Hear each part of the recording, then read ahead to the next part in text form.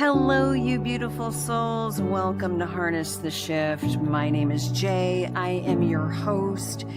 We take time to heal here and to awaken and to rise together. Rooted in light, rewired for the return. This is Harness the Shift. Let's get started.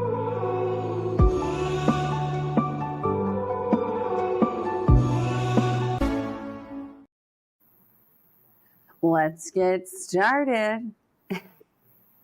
5 stellar J's in the house. Anyway. So cool.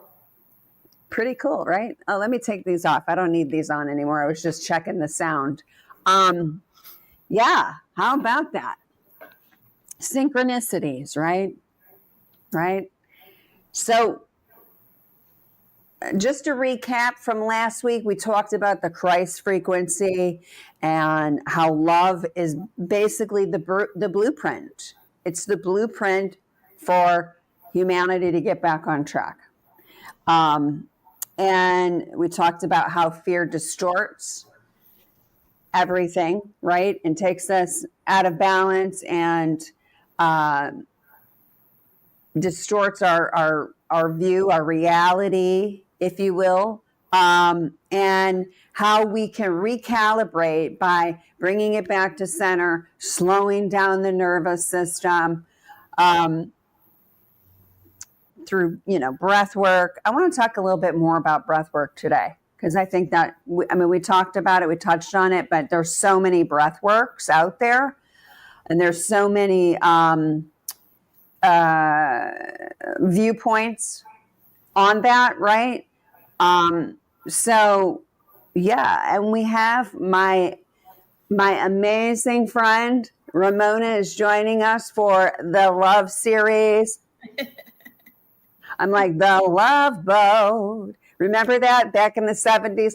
I don't know. I'm on this vibe, right? With this Gen X vibe. And I think what's so cool about it is it's like, it's nostalgia, but it's driven by love, right? It's like, it's empowering. I like the vibe of it because it is based in love, right? I don't care about your viewpoints. If you grew up in that time, like we're a kindred spirit, we understand because we lived during that time, right? And before there was social media and where we were really that interconnectedness. And I think we're getting back to that, right? We're getting back to wanting to be in a community and being open and to learning from each other and things like this. No, I think the shift is happening. The shift is happening, and it is a beautiful thing to experience. It really is. Mm-hmm. So how are you today? I am doing great. Up here in Eden Prairie, Minnesota. It's beautiful, although it's been pretty rainy. Oh, wow. I guess everybody says how it's unusual, the amount of rain we're getting. I mean, it was raining Friday, Saturday, Sunday, and Monday. 4 days in a row it rained. And I'm talking thunder and lightning. Thunder. Yeah. Finally, we got some sunshine later in the evening on Monday, and yesterday I was out playing pickleball up from 7 to 9, and it was cloudy, thick, humid. I felt like I was in Florida, but all good. It's all good. Today's a beautiful sunny day, and life is good. That's amazing. It is. I hear that kind of I got peeps all over, right? So I'm in the Pacific Northwest. We're known for kind of gloomy weather up here. Yeah. In the outside of the Portland area. Seattle's kind of the same way. And I have to say, this summer has been Yeah, we've had some cloudy days. We've had rain, which is kind of strange, but um, I don't know. The weather's wacky everywhere. Yeah. It's even wacky in Florida, from what I understand. Up in the northwest, it Yeah. is. So, you know, harnessing the shift is about everything, right? So, Everything changes. I don't think things stayed the same, and it's part of life. You can yeah, call it climate change, you can call it whatever, but the point is that nothing stays the same. And the outer world represents our inner world. So whatever's happening outside as a collective, we're the ones kind of creating that. yeah, And we could see it as a positive and and embody that state of mind of change and not being stuck in the past, moving forward. Or people can have the mindset of, oh my God, the world is gonna end because there's climate change. So you have those two mindsets playing out right now. And I choose, we're moving forward, and there's growing pains, and we're all responsible for the outer world. So that's why we talk about doing the work and embodying who we are, divine beings that we were created and designed with love. yeah, yeah. That's our true. Well, our Creator created us to be benevolent beings, right? Absolutely. Because when we're not, and we're in those low vibrational frequencies of shame, fear, judgment, even envy or pride or jealousy, and even lust. We're not our true, authentic ourselves, right? Because Mhm. our true north is love and patience and kindness and all of these. And yeah, it's it is an interesting time. It is an interesting time to be alive because last week we talked about a little bit about the nervous system connection, right? And a lot of people are being triggered because there's a lot of, people are stepping into their healing journeys, maybe not even really knowing that Right. they are. They're just, when I started my journey, I was like, what is going on? Yeah. I didn't have a blueprint. I've kept in touch with you. We've talked. Your journey is different than my journey, and it's kind of like being able to kind of say, where am I here, and being able to gauge that, and it's all normal because we all have our own traumas that we have to deal with, in our own soul lineage, and then on top of that, like what we've experienced in this lifetime, within our families.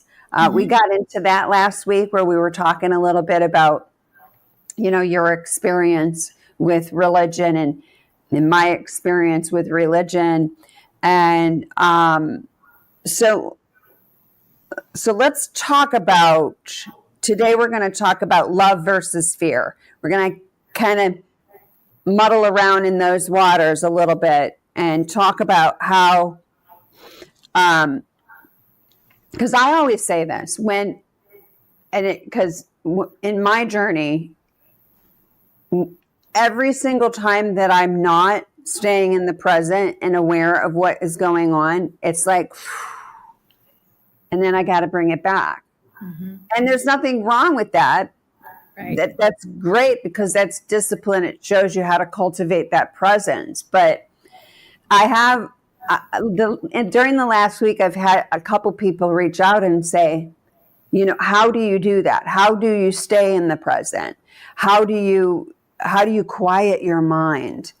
And coming from a place of where, planes, trains, and automobiles, and this anxiety about the future, maybe shame, or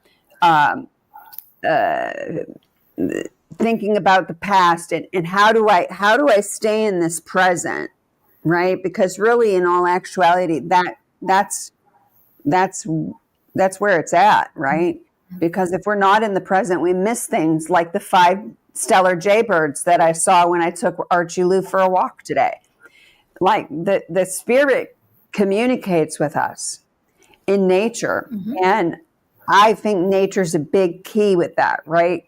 I don't think we were ever really meant to live on top of each other and have the noise of the world. And when you go into nature, it's like, it's just quiet, right? It's just this peace. It's quiet. It brings down it dials down the noise a little bit. And it's a good thing for the parasympathetic nervous system, because the nervous system really is, I don't want to say it there's nothing that controls our nervous system. It all works together because it's all about mind, body, and soul. But the nervous system plays a lot. It plays a lot in everyday life. It can play a lot in your physical body. If you're under too much stress, your cortisol, it spikes, and then you start to retain weight because the body is saying, "Oh, no, wait, we've got to be in homeostasis." And so let's talk a little bit about that nervous system connection. Mm-hmm. Oh, and yeah.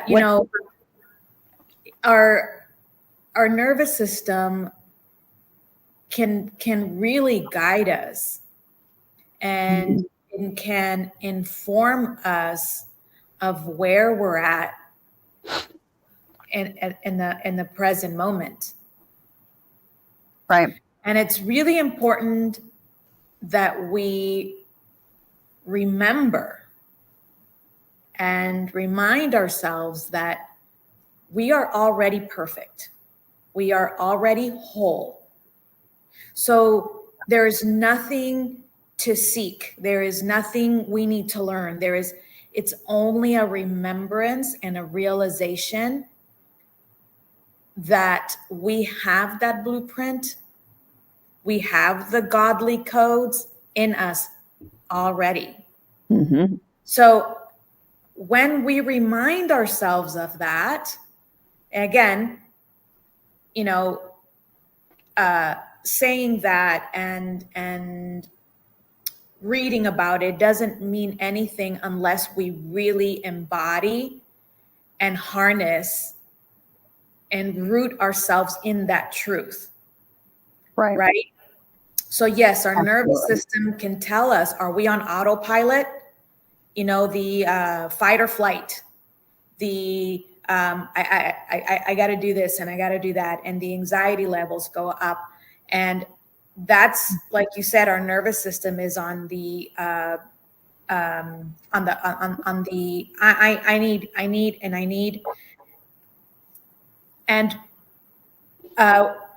when that is happening and we come back to center and say, wait a minute, I need to bring my our breath really helps us. To me, at least, when I practice breath work, it really brings me back to center and brings my nervous system into a parasympathetic level, meaning I'm not in fight or flight anymore. And I'm back to, I'm okay. Everything's okay. I'm not on autopilot anymore. But it takes consistency. It takes practice. All our lives we've been told you need to hustle, you need to work hard, you need. And so we become, our nervous system is always on autopilot, always. And then you wonder why we have anxiety, why we have eating disorders, why we have sleep issues. and then we medicate ourselves, and then that causes other problems. But when we start to come back into ourselves and remind ourselves of our divinity, and certain practices to regulate our nervous system, yoga, you can go for a nature walk, you can walk barefoot. Like I said, I like to practice breath. Yeah. It takes 5 minutes to sit and just stay with your breath and know it is your breath. Yeah. And the thing I think with the breath work is integrating it in, like you would integrate in exercise. Like for instance, and you don't have to like, okay, I'm going to do this thing. You can go ground, and while you're grounding, you can get the morning sun. Mm-hmm. Hopefully there is morning sun. But you get some morning sun and you do your breathing. You breathe and just set the intention for the day that it's going to be a good day. And that's one thing that I have really integrated this summer, is getting out and actually putting my feet on the ground or leaning up a tree and having my my feet, my bare feet on like the roots. There's a tree that I love that's like right around the corner. I'll show it when you come and visit. And it's got roots that are kind of, exposed in the grass. And I just sit there and, skin on the roots. And people want to say it's woo, woo, woo. And it's not. You can take a meter. You can literally take a meter, and when you ground it, the energy from not grounding and wearing our shoes and all of this versus grounding is amazing. What it does for your blood, your circulatory system, everything has been kind of separated out in this life where when we do the grounding and we are in the presence and we are in control of our breath and we're centered in that way, you really start to see the benefits of it and the changes in your life and the changes in your mindset. Yeah. And our nervous system reacts to fear. And it also reacts to the opposite of fear, which is love. Mm-hmm. And we can say, and we can talk for hours about love and Christ consciousness, but if we don't embody it, and not all the time, we're not going to mentally change things all the time. So the body does need to remind itself that we are whole. Like you said, grounding outside, put your hands on the ground. But let's say you're at work and you're in an office and you're having these, hectic days, but you can't really go outside and take your shoes off. You can sit and close your eyes and start to imagine that your feet are on the ground. For 2 minutes, you can really bring your awareness to your feet and imagine your feet on the ground and being rooted next to a tree. And you can start to notice your breath and feel the connection with earth. And that helps you as well. Yeah, it's interesting that you mentioned that. I last winter. So, well, no, not last winter. Yeah. Wait a minute. Yeah. Not this past January because I didn't travel in January, but last January, there was a really bad ice storm here in Portland and we were able to land, but they had shut down the airport. And so we didn't have a gate that we could go to. And we sat on the tarmac for 4 hours. and people were getting restless on the plane and carrying on. And I was just like, I just breathing, closed my eyes, and I literally envisioned myself on a beach because I'm like, I'm not jumping on the crazy train today. I'm not, and I'm not calling anybody crazy, but I'm not jumping on the fear thing. I'm not jumping on the frustration and all, stuff happens. It's like, hey, I'm honored to be on this journey. Thank you. Thank you so much, Spirit. Thank you for getting us on the ground safely, for one. And yeah, I don't want to sit here for 4 hours, but I'll tell you what, when I started to do that and I started to kind of just close my eyes and just breathe and I got into, a meditation, and before you know it, 4 hours was gone. Because time is an illusion. Mm-hmm. Mm-hmm. It really truly is. When we focus on it, like, oh my God, we've been here for an hour. Oh my God, we've been here for 2 hours, 3 hours. What's going on? And the carrying on and all of this. You put that energy out there, and it was like, nope, I'm blocking that. I'm not feeding into it. I'm not listening to it. And you just you have the power. You have the power to block all that noise out. Even in that tin can, you have the ability to just block it out. Yeah. And I think, I don't know, I've always been kind of a dreamer and a visionary that hopefully one day we'll all get to that point where we can just let it ride, and not get so caught up in the circumstance, and just learn to, breathe. And there's studies that show that we're not breathing enough. We're not doing the deep breathing that we need to be doing.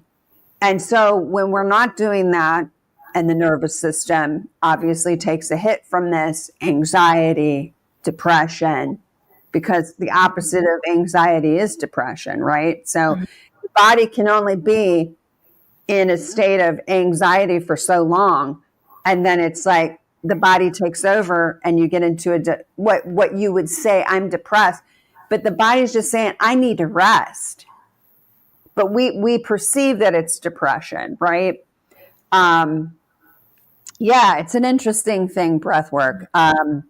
And it's also the studying that I did with Numa Institute and learning breath work as a means of altered states of consciousness in order to observe emotions and traumas that are locked in the mind, bringing that and looking at it and visualizing it and not attaching emotion to it, but just being able to let go. Like, there's so many breath works out there that can literally change your life. And it begins in what we're talking about, this daily practice, right?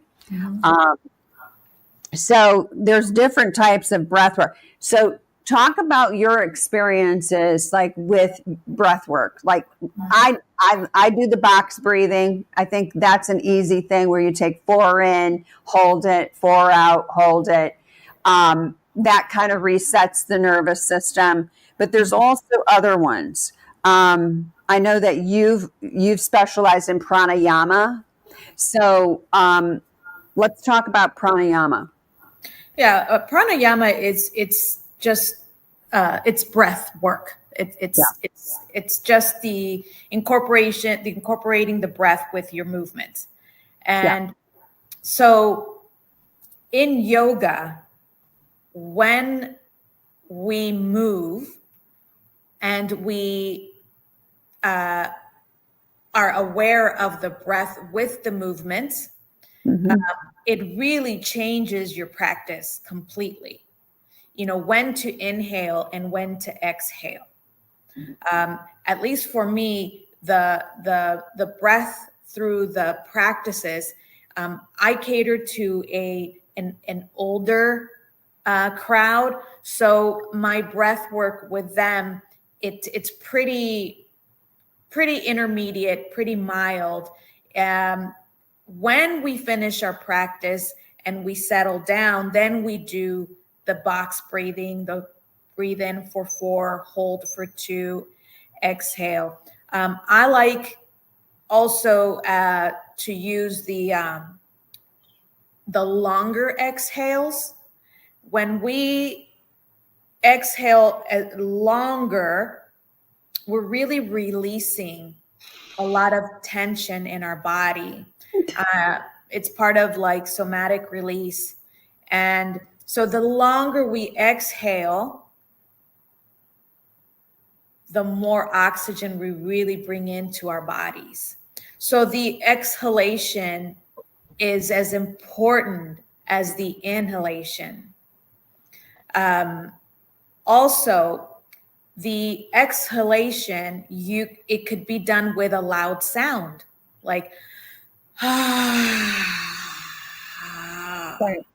that is such a beautiful release, and it reminds the body that, so there's a connection now with your body, with your mind, and your soul. So that's a bit of like a somatic release when you really exhale and you as if you were fogging a mirror. So if we breathe in for 4, breathe in 1, 2, 3, 4, and we hold and we hold, and then we exhale.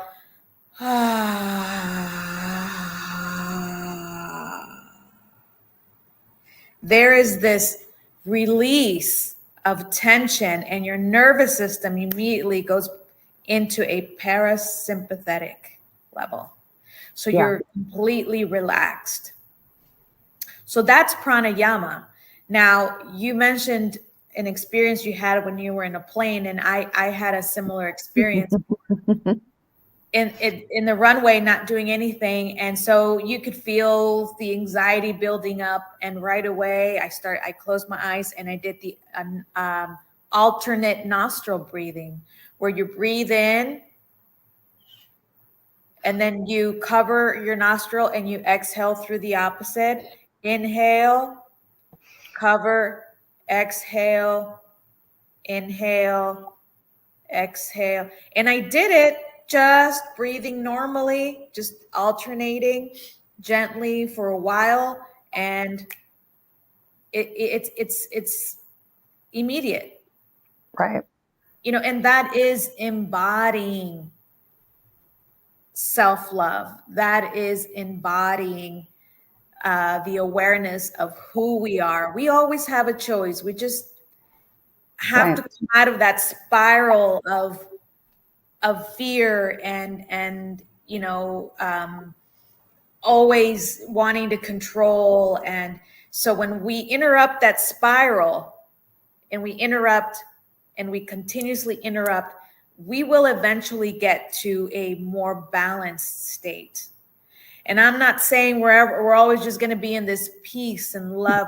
No, because we're experiencing everything, but it's not attaching ourselves to the spiraling feeling where our nervous system is always on autopilot, but more of, okay, I'm aware of what's going on here, and I need to bring myself back to neutral. It's doing that. It's learning how to do that and embodying those experiences. Absolutely. And so, like with the breath work, you can integrate that into your daily practices, like your meditation, your prayer, your, you know, just intentionally focusing on the avatar, the meat suit, I like to call it, and like that whole body scanning, right? Like, where do I feel tense? You know, the more that we can be in the presence and do these things, then we have the power to release that. So if there is,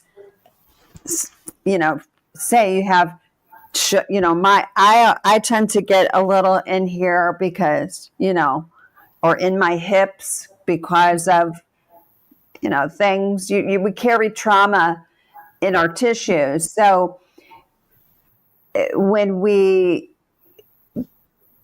carry when we are able to look at that and scan our body, like, where am I, like, what's going on, where am I, like, aching, or where is there tension, and to really focus on that and use breath work and use stillness, right?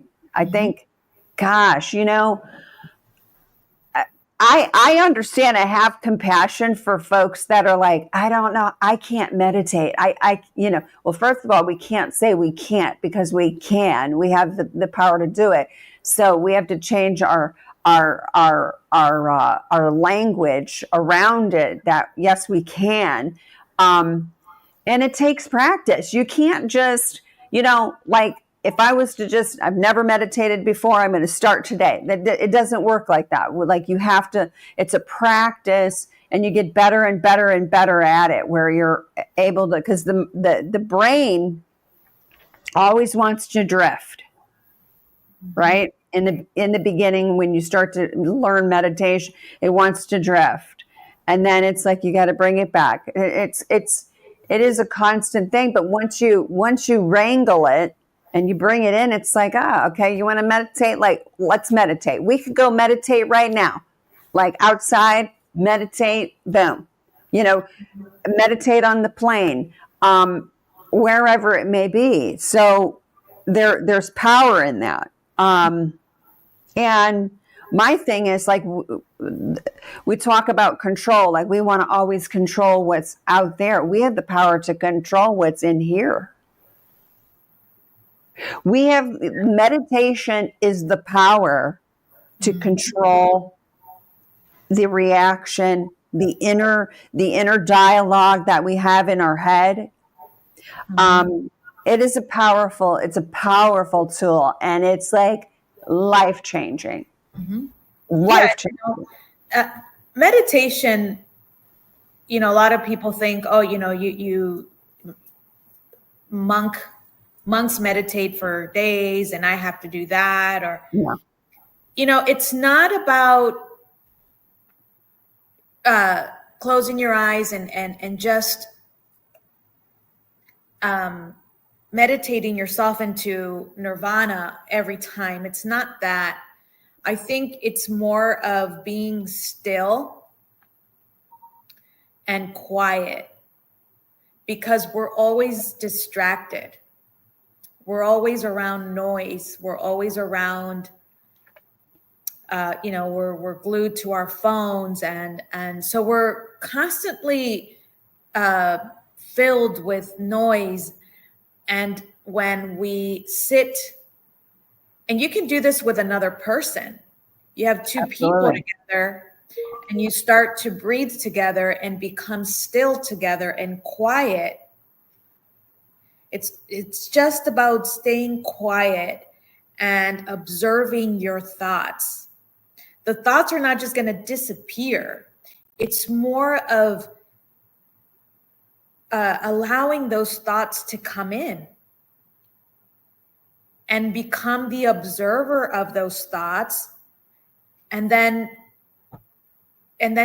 feeling those thoughts, and also seeing those thoughts as moving clouds, and not attaching ourselves to thoughts, or not giving stories to our thoughts, and just becoming still. So when we become still in a quiet space, whether it's for 2 minutes, 5 minutes, or half an hour, you are creating this enormous space for yourself and your nervous system. And there's room to relax and to breathe. And to me, that is meditation. It's just the stillness to, again, come back to ourselves, the reminder that we are whole and divine. And when we become still in quietness, we are in a state of grace, which is our nature. Yeah. And we let go of the drama for a while. And that adds so much peace to our bodies, to all our cells in our bodies. Yeah. And if you do that, 5 minutes daily, it really, it does a lot. Oh yeah. And it's not just about, you got to get in the right position and you got to, no, you could wake up in the morning before you even open your eyes and just lay in bed and just set your intentions for the day. Like today is going to be a great day. Or you can use that time to recall your dreams, because in the dream state, there's so much that can be learned, right? From that. It's a time where you can just kind of recall things. You can set your intentions for the day. One of my favorite places to meditate is in my hanging chair out on my patio, or sitting in my my big chair. That I have this chair that I'm like obsessed with. It's like a 1.5 chair, and it's down comforter, like down feathers, and I just sit there and feed on the ottoman. It doesn't have to be this sitting upright and all of that. Even with breath work, when you do the breath work that I was speaking about, where it's with music and it's more of an altered state of consciousness, you're laying down. So there's so many ways to do it. That do whatever works for you. If it's like you mentioned the office, I'm having a bad day at the office, or I'm having a stressful day. Okay, I'm going to go take a walk and go sit in my car. How many times have you meditated in your car? Oh yeah, I've done that. Many times, yeah. Yes, just to sit there and meditate, like, okay, let me just take some time to myself and just breathe, right? And then you add sound onto that, and then it's just another layer. There's so many layers to really dialing the nervous system down, and it just takes practice. That's it. Like another thing that really helps us is gratitude, like mini sessions of gratitude. Yeah. Like again, embodying love, right? Mm-hmm. Because again, we can say we're love, we can say we have the blueprint, we can say we're godly and divine, but if we don't embody it, there's no point. And like gratitude in food, we eat, and if we are aware of the food and say, I'm so grateful that this food will give me the energy that I need, or the mini gratitude of the digestion, how my body is so perfectly designed to digest this food. Right. I do something that I really like is I talk to the parts of my body, like my feet, my toes. I'll wiggle my toes and I'll breathe in and say, God, I am so grateful for my toes. I am so grateful that they hold me, they ground me. Each toe has a purpose. My heels are beautiful. They're flexible. My knees show me that I can be flexible in life. I'm so grateful for each and all my fingers. I'm grateful for you helping me, touch and feel and play. And so our body listens to us. It does. And there's a trick that I can show you. If you put your hands together from the lines of your wrist, if you put your line, if you line up your palms and come up, usually you'll find the middle finger, one of them is a little taller than the other. Mm-hmm. Now open your hands and start to look at your hands and really look at them and embrace them and thank them, each and one of your fingers, and say, thank you so much. Thank you for all that you do for me. Thank you for the love you showed me. I wouldn't be able to do the things that I do without you. And I love you and I thank you. And I am just so grateful for you and how you are designed. And then you bring your hands back together, line them up. And as you can see, your fingers are perfectly aligned. There's no small fingers anymore. They're all the same size. Again, our hands, everything, it listens to us. So those are, again, ways of embodying the truth, our Christ consciousness. Those are like mini reminders, Right. of our divinity and how perfectly designed we are. Absolutely. And it gets us to be focusing on going within, right? Because that's a reflection of within, right? When we're paying attention and being appreciative of, Yeah. thank you that I can use my hands. Thank you that I can walk, right? Because there are other people that are a little bit less fortunate in those situations. So, tuning into this love frequency, it's like it's on a cellular level. It's this within, right? Go within.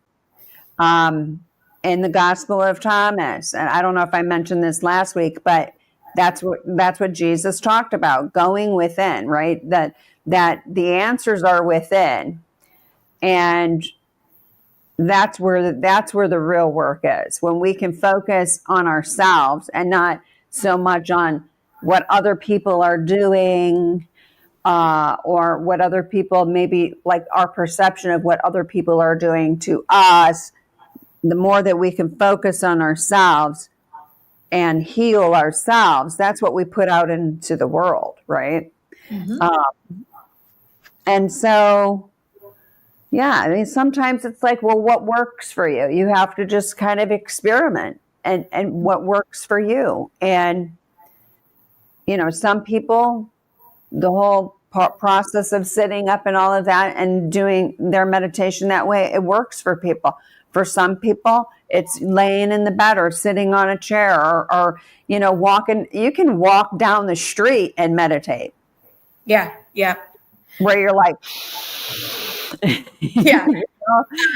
And also, again, I always go back to the body. Our vessel, yeah, was designed to help us navigate in this, this world, this life. I like tapping as well. oh, If I'm feeling anxious or just not in tune, usually I know, like when I'm feeling anxious, or sometimes at night if I can't sleep, I'll start to tap. Just tap. I am whole, I am complete, I am free, I am free, I am love. And you keep tapping. And again, it's like, remember, our bodies were perfectly designed and it listens to us. So by tapping and remembering and reminding ourselves that we are the divine print, we are, Christ consciousness, we are love, I am free, I don't need anything, I am complete. And you tap and you tap. It also, all of a sudden, the body just kind of relaxes and says, oh, okay, I'm good. She says I'm good. I'm okay. I'm safe. good. Yeah. Good. Yeah. So tapping is really good. Again, you can do that anywhere. You can be sitting in traffic and just, I am love. I am love. I like to stay out of traffic. I've done better in traffic, but I don't like being in traffic.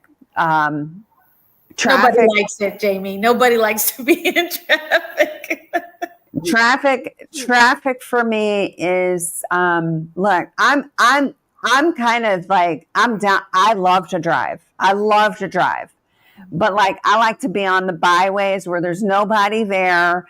When you're in the city and you're on the interstate and people aren't paying attention and they're not, it can get a little crazy. But I do love, there's something about driving and taking it all in, right? Taking in this amazing, place that we, especially when you're like the mountains. Love the mountains, love it. But I like that you like driving. you don't like driving. I do, but I like to be the passenger. I would like to be your passenger. Oh, So, look around. I'm perfectly fine with driving. Yeah, the thing about driving, I think, is there is such a lack of awareness, and people are getting behind the wheel and they're not in the present, and they're distracted, and I think that's where it gets to be a little hairy, right? And traffic can be very triggering. So it's a great opportunity for you to be like, okay, yeah, I'm good. Yeah. Yeah, It amazes me how we can get by on the road. Yeah. Because I know years ago when I would commute, again, we're on autopilot and we're driving. And I don't know if this has ever happened to you, but you're at a stoplight and you wonder, how did I get here? All the time. I just freak out and oh my God, okay, I need to pay attention here driving home. But we have this, again, this mindset of just, we're physically here, but our mind is just everywhere else and we're not present. But, right. But, as we continue moving forward in this shift, we are embodying more of the present moment. And I've talked to several people who say, God, I feel like sometimes the time just speeds. It goes so fast. Yeah. Because I think we're just vibrating at a higher frequency. Yeah. But yet at the same time, I feel like, wow, what a long day. I've done so much today. I feel like I have all this time in the world. So you have that. And both, I think, really are helping us just become more present and noticing things we didn't notice before, like the birds and the bees and the flowers. And we start to notice so many things, and that's all God. Oh, big time. All just God showing up. Yeah. It is. And, I was sitting there and just talking about the chair, right? I was telling you earlier about, I like to meditate on my chair. So I'm sitting there and all of a sudden I hear this like rattling. I have this like bowl. It's a bird bath and it's a bird feeder and bath in one. And I look up and I'm like, oh my gosh, it's a blue jay, but it's a different type of blue jay because there's different species. And I looked it up. It's a stellar jay. And so he came back. And so I got up and I went to the window and I was like, hi, friend. And he was like, and he was talking to me and I'm like, and he's just standing there and he's like, and I'm like, okay, yay. Like I was just like, those are gifts, right? Those are gifts that when you are present, you see that. And it's like you can in the meditation, you can ask, like, what am I supposed to learn from that? Like, what is that? Like, and it all ties in. There's all a symbolism to it. And it's pretty cool when you get in that flow, and you're in that flow, and like the synchronicities and the nature and the birds, and I had dragonflies that literally flew by my patio one night, 6 of them in military formation, like they were planes. I love it. And then they came back and they did it again, and I was like, oh, wow. So it's when we don't slow down, we miss that, right? And there's such beauty in that. And so, God is everywhere. God is everywhere. Yeah, you reminded me of around here. There's so many trails you can walk or bike to. There's so many lakes. So there's a really special trail that I like to go to and bike. And there's like woods, there's lake, there's a river, there's like creeks. And so when I go and I tell myself, okay, I'm open to receive. I'm open to see. I want to see everything that is out there. And when I pay attention, there's so much. There's so much from the bees, the birds, turtles, snakes, butterflies, dragonflies. I mean, everything just comes your way, and it's like, you're in tune. You are vibing with God, and that is part of why we wanted to come here. This is why we said, you know what, I'm going to come back at this time, because I'm going to embody love as a human, in a human form. I'm going to embody love, and I'm going to remember it. I'm going to wake myself to that. Yeah. And that's all.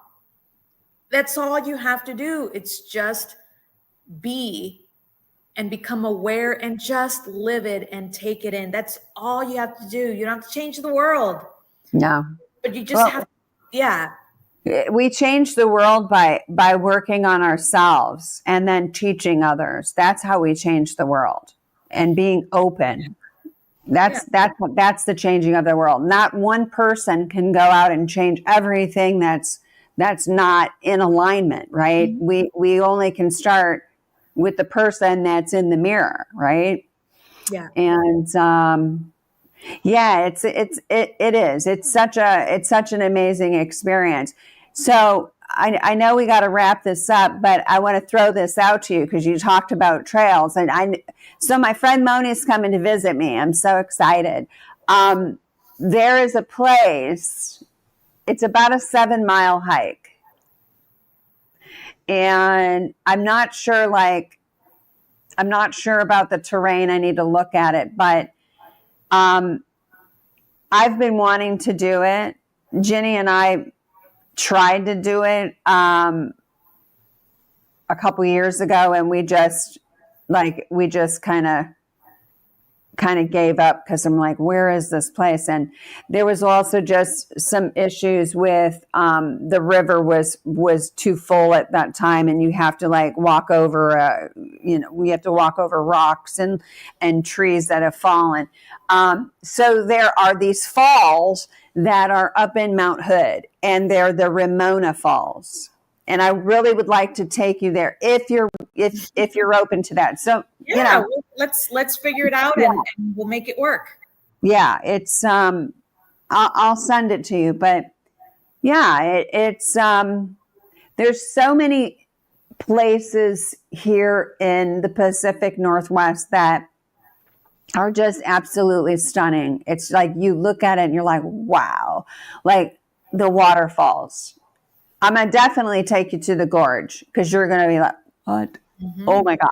Yeah. Absolutely breathtaking. Like, takes your breath away. It's so So beautiful. And there's so many waterfalls there, and Silver Falls is another one. That's an easy hike. You drive up, and it's like maybe like a mile hike, which is nothing. But it is. That's why I encourage people to like get out, and I don't know if there's any veterans listening.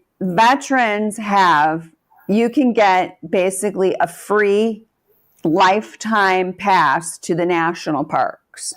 And I've taken advantage of that over the last 5 years as I've traveled out here, and then I eventually moved out here. But to just go and see that, because any park that you can go and see, because we have a beautiful country. Yeah, it is a beautiful country. We nature can really teach us so much. Yeah, if we just pay attention. But yeah. So I wanted to say one last thing. Sure. That there are no coincidences. I think that us talking about this topic, love and embodying love, and our software of Christ consciousness, and we are built for this time. Yes, we are. And the time is now. It's happening. Like there's nothing coming. Oh, this big thing's going to come. No, we are now. It's already happening now. Yep. And we're built for it. We just have to realize that. Come to the realization of it. Remember that. Yeah. And that's where I want to leave this session. Like, we are built for this moment.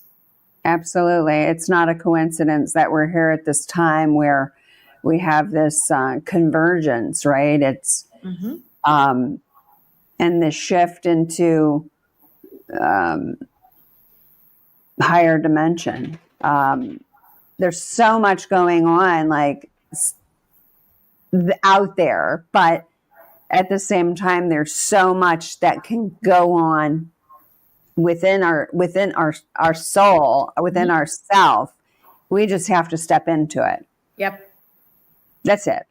And a lot of what holds people back is fear. So loving yourself through that process and stepping in, like just like be like Nike and just jump and do it. Just do it. Be the light, anchor that light. You are the beacon. We are the beacons of light. Absolutely. Hi. I got my alarm clock over here. Saying, wrap this up, Mom. Let's go. Wrap this up. We haven't had a chance to ground today, so we're going to go do that. I just took him out real quick to go potty, but we're going to go ground and throw the ball and all that. Right, Lou? All right, girl. He's the best. Well, thank you so much for joining me today. I appreciate it. And I hope that you have an amazing day. Thanks. Thank you. See you later. We'll talk soon. Bye. Okay. Bye. Hey, baby boy.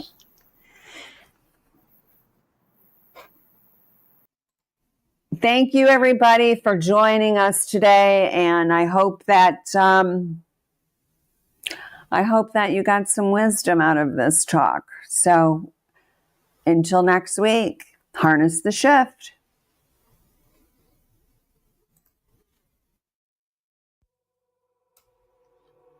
Well, folks, that's a wrap. Thank you so much for tuning in to Harness the Shift. A quick reminder, I am a brand partner with LifeWave X39 patch system and supporting your body's natural healing. Don't forget, the power within X39 activates your body's natural ability to heal and renew. For deeper insights and long-form writings, visit my Substack account Rooted Light Drops with Jay. All links and social media handles, including Instagrams at Harness the Shift Podcast and at Rooted Light Wellness, are in the YouTube description below. We're walking this path of healing and awakening with you. And until next time, stay rooted in the light and rewired for the return.